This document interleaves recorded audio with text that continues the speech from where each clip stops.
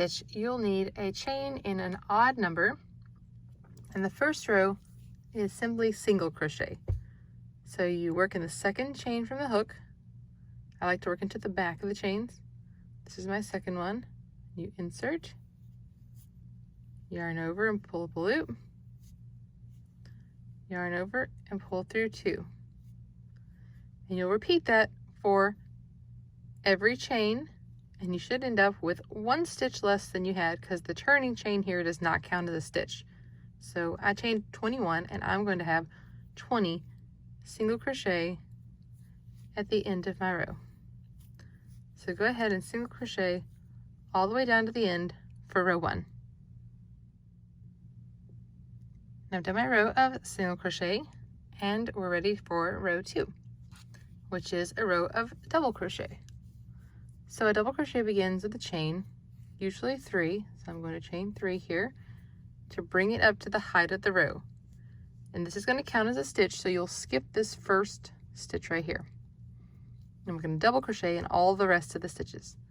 You yarn over, insert hook, the next stitch, yarn over and pull up a loop, yarn over and pull through 2, yarn over and pull through 2. Continue working in double crochet all the way down to the end of the row, and by the time you're done, you'll have the same number as singles, including this turning chain right here. Here we are at the end of our double crochet row, and I have turned, so it should look like this. Our next row is just going to be single crochet again, so you chain 1 and just single crochet in each stitch across, just like we did into the chains, only now we're inserting into the stitch itself all the way down to the end. And when you get down here, make sure you work 1 single crochet here in your turning chain so you have the same number of stitches as before. All right, we are ready for row 4, which now is where the pattern really begins. So you're going to chain 3, and remember this counts as that first stitch, so don't worry about this one. And we're going to front post double crochet down here in this double crochet from below. So ignore your single and look for this double crochet. And the way you do this is you yarn over, and we're going to insert it into these spaces, this space right here beside the double crochet. This part's called the post. Insert and bring it back out the other side. Okay, so go down. They call it front to back to front if you see it in written instructions. Yarn over and pull it up to the level where you are now. Yarn over, pull through 2, yarn over and pull through 2. Now there is a single crochet back here right behind it. You're going to ignore that, and you're just going to double crochet, a regular double crochet in the next stitch, and then a front post. So we worked a double crochet into this row, so ignore this one. It's every other double crochet. Insert in the hole and come back out, yarn over, pull up a loop, and before you try to go ahead and pull it over, like I said, pull it up a bit so that it comes up to the level you're working on. Otherwise you'll find that it's too tight and your project may have a tendency to curl in.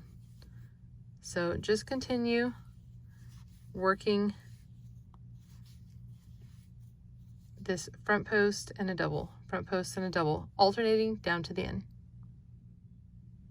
Here I am at the end of my row, and I went ahead and did a front post around this last one here.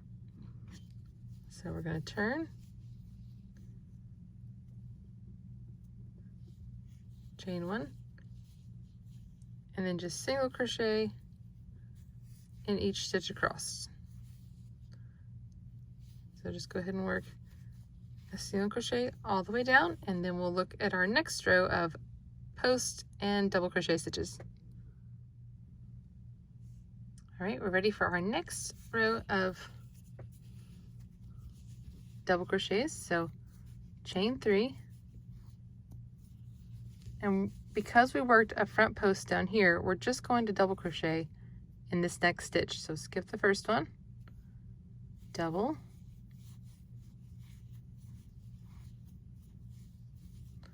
and then you're going to, this one here that was a double in between these posts, we're going to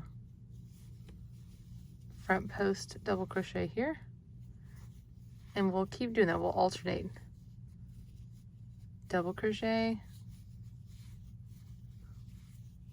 and then a front post, double crochet, front post, all the way down to the end, and you'll end with a regular double crochet right here at the end. And here we are after row 6, and so you see our pattern is starting to take shape with our post double crochets. So you just repeat rows 3 through 6, working a single crochet row in between these 2 staggered front post double crochet rows. And that is it for the Alpine stitch. It is actually a very easy stitch pattern, great texture, and it's one of my favorites. So be sure to visit us at love.life.yarn.com for more than 200 free patterns and more stitch tutorials, both in crochet and knitting. Thanks for watching. We'll see you next time.